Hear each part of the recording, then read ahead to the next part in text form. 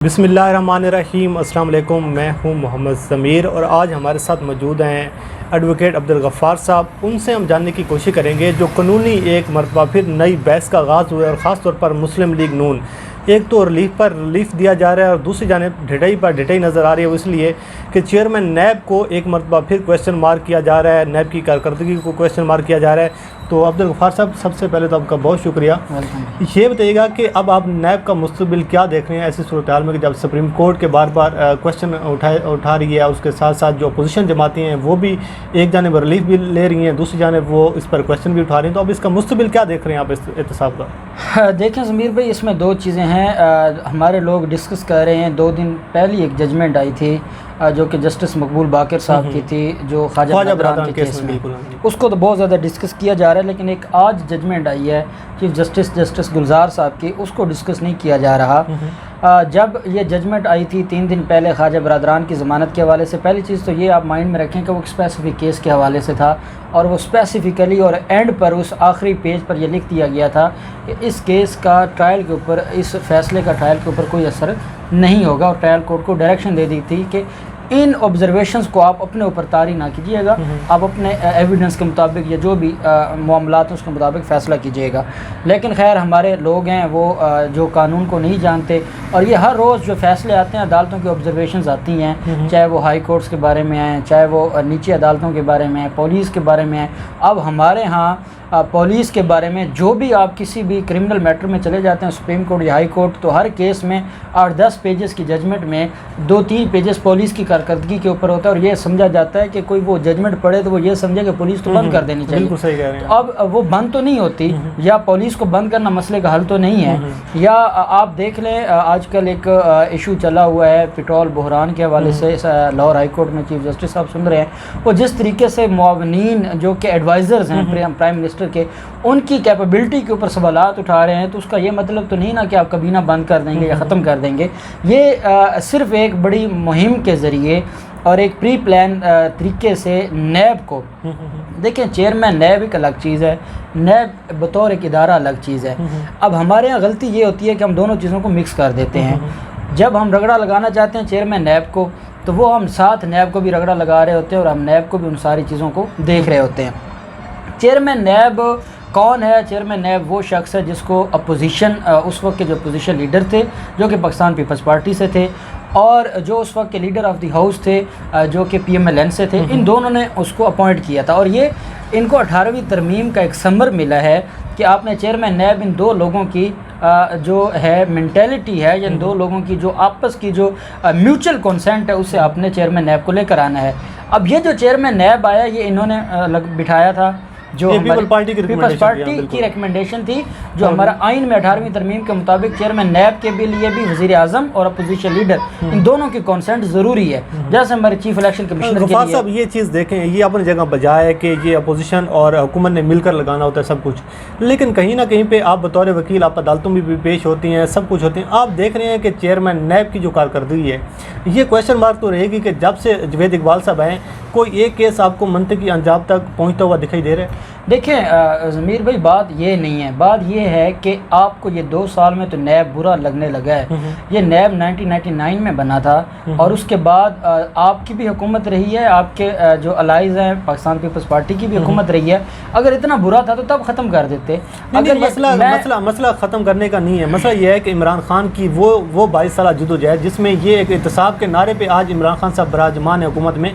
तो आज उस काज को तो नुकसान पहुंच रहा है ना। देखिए, आप जैसे हाई कोर्ट या सुप्रीम कोर्ट हुकूमत के अंडर नहीं है और उनका अपना वो एक बतौर एक इदारा कॉन्स्टिट्यूशनल इदारा है। नैब एक कॉन्स्टिट्यूशनल इदारा है। नैब कोई वज़ीर आज़म के अंडर कोई इदारा नहीं है। ना नैब के चेयरमैन की अपॉइंटमेंट सिर्फ वज़ीर आज़म कर सकते हैं, जैसे बाकी मामलात में IG को चेंज करते हैं, मुख्तलिफ DIGs को लगाते हैं, किसी कमिश्नर को लगा दिया, वो सारे वो लोग हैं जो एग्जेक्टिव के अंडर आते हैं। नैब एग्जेक्टिव के अंडर नहीं आता, ये एक इंडिपेंडेंट इदारा है। और जो लोग ये कहते हैं कि इमरान खान एहतसाब का, इमरान खान, मैं समझता हूँ कि चेयरमैन नैब का जो बेसिक उसका काम है वो इमरान खान के एहतसाब के नारे को दफन करना है, और वो इसके ऊपर वर्किंग कर रहा है, और वो इसके ऊपर वर्किंग कर रहा है। और वो ये चाहता है कि इमरान खान ने जो एहतसाब का, अब एहतसाब किसने करना है? हमारे कानून ने नैब बना दिया है, हमारी पार्लियामेंट ने उसको ऊपर अपनी ऑब्जर्वेशंस दे दी हैं।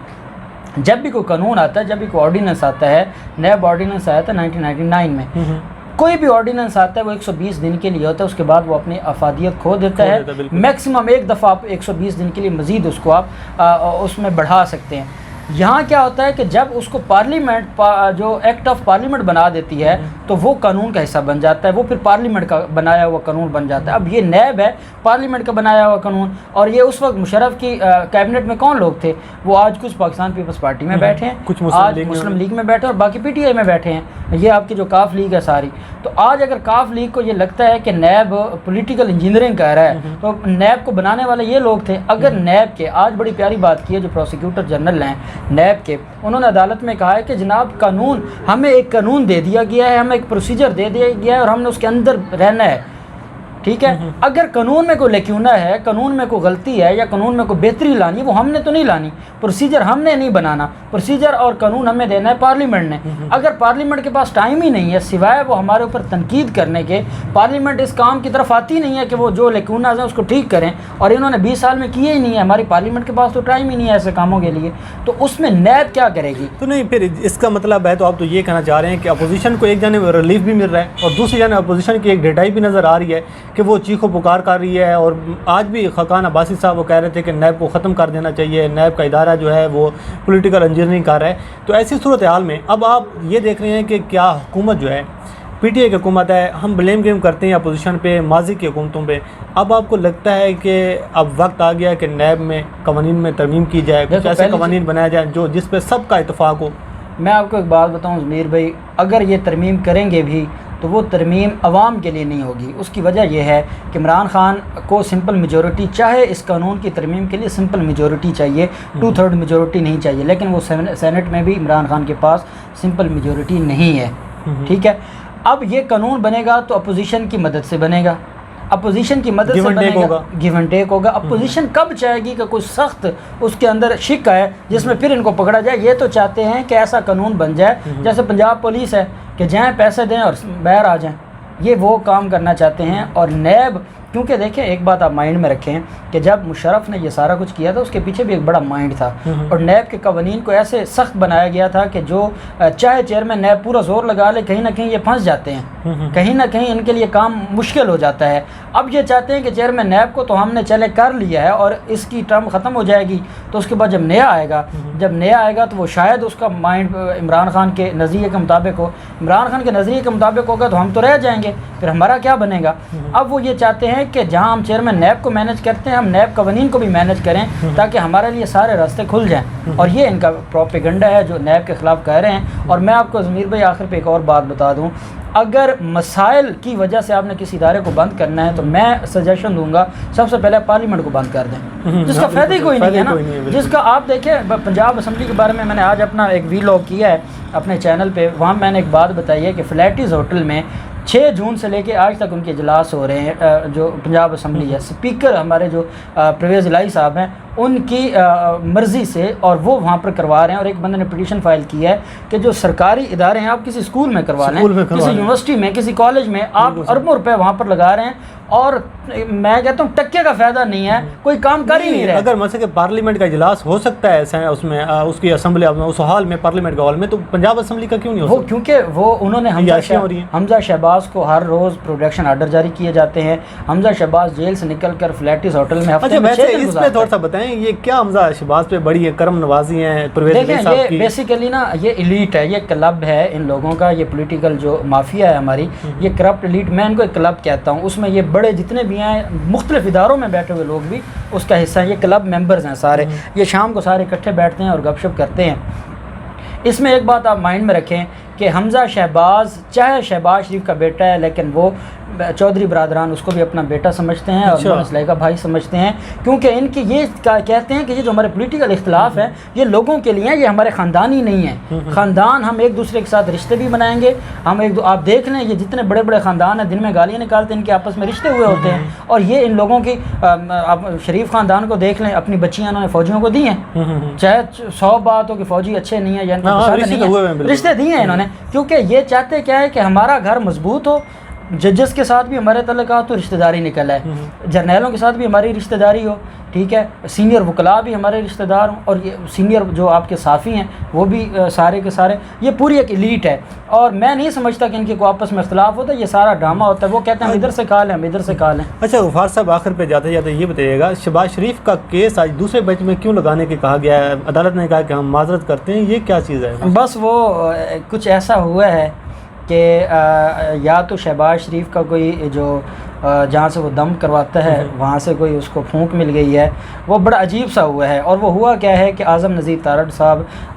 جو سینئر ایڈوکیٹ بھی ہیں پنجاب بار کونسل کے، پاکستان بار کونسل کی جو ایگزیکٹو کمیٹی ہے اس کے چیئرمین بھی ہیں، اور وہ نون لیگ کے وکیل بھی ہیں، ان کے پی ایم ایل این کے کیسز میں ہوتے ہیں، مختلف کیسز میں پیش ہو۔ اب جو جسٹس شہرام سرور صاحب ہیں بہت نائس آدمی ہیں، ہم سارا دن ان کی عدالتوں میں پیش ہوتے ہیں، تو وہ سابقہ صدر ہے Lahore high court bar association کے، اور وہ یہ ایک ہی گروپ تھا اعظم نذیر تارڑ صاحب کا اور جو شہرام سرور صاحب ہیں یہ ایک ہی گروپ تھا۔ اب اعظم نذیر تارڑ صاحب کے ایک دن میں ہائی کورٹ کے ہر جج کے پاس 10-12 کیسز لگے ہوتے ہیں، اس کا اتنا بڑا چیمبر ہے۔ میں آج ہم نے یہ سوال کیا ہے بطور وکیل، بطور قانون کے طالب علم، کہ جناب ہمیں اتنا بتا دیا جائے کہ اگر اعظم نذیر تارڑ صاحب کے شہرام سرور صاحب کی عدالت میں ایک دن میں 100 کیس لگتے ہیں یا 10 لگتے ہیں، کیا سب میں یہ کہا جاتا ہے کہ ہمارا تعلق ہے تو میں اس کیس کو نہیں سنتا؟ ٹھیک ہے، اس کا کچھ سمجھ نہیں ہے کہ یہ کیا ہوا ہے، اور اس کے اوپر جب لاہور ہائی کورٹ میں یہ سماعت ہوئی، سارے وکلاء نے بات کی ہے اور وہ اس کے اوپر بڑے پریشان ہوئے کہ یہ کچھ عجیب ہوا ہے، جو بھی ہوا ہے اب اس کے اوپر انہونی سی ہوئی ہے، اور ہم حسن ظن رکھنے والے لوگ ہیں، اور ہم کچھ ایسا اس سے پہلے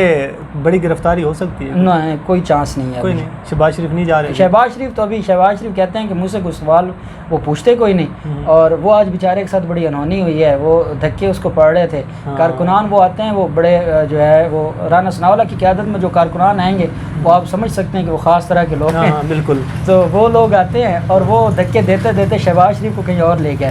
اب ان کے وکلاء عدالت میں انتظار کر رہے تھے، تو وہ پھر انہوں نے بتایا بھی شہباز شریف نے ادھر پیش ہونا ہے، ادھر نہیں جانا، تو وہ دھکے اس کو پڑ رہے تھے، ان کو کیا لگا کہ کون لیڈر ہے اور کون کیا ہے۔ سر بہت بہت شکریہ وقت دینے کا۔ ناظرین، یہ عبدالغفار صاحب تھے جو آپ کے سامنے تمام طرح صورتحال کے حوالے سے آج ہم نے ان سے تھوڑا سا ٹائم لیا کہ قانونی طور پر، لیکن یہ بات بالکل ان کی صحیح بات ہے کہ اگر آپ نے نیب کو بند کرنا ہے، اداروں کو بند کرنا ہے، تو پھر سب سے پہلے آپ کو پارلیمنٹ بند کرنا پڑے گی، جہاں کچھ بھی نہیں ہوتا لیکن روزانہ کی بنیاد پر اجلاس کیے جاتی ہیں، ٹی اے ڈی اے لیے جاتے ہیں، خرچے لیے جاتے ہیں، اربوں روپے کے حساب سے خرچہ کیا جاتا ہے، تو پھر آپ کو پنجاب اسمبلی بند کرنی پڑے گی، سینٹ کرنا پڑے گا، آپ کو سندھ اسمبلی کرنی پڑے گی، اور اس کے ساتھ ساتھ آپ کو تمام جو ادارے ہیں، لیکن جو قانون ہے سب سے پہلے یہ ہے کہ جو احتساب کا نظام ہے اس کے حوالے سے پاکستان کے جو ریاستی ادارے ہیں، جو ایک فیصلہ جا جو ادارے ہیں، ان کو چاہیے کہ آپ اس کے لیے کوئی فیصلہ کن کوئی مرحلہ لے کر آئیں، تاکہ جو احتساب کا جو عمل ہے یہ سوالیہ نشان اس پر نہ لگے، کیونکہ دنیا دیکھ رہی ہے، پوری دنیا کے معاشرے جو ہیں وہ پاکستان کی جانب دیکھ رہے ہیں۔ بہرحال مجھے اور غفار صاحب کو دیجیے اجازت، اللہ کریم آپ کا حامی ناصر ہو، اللہ حافظ۔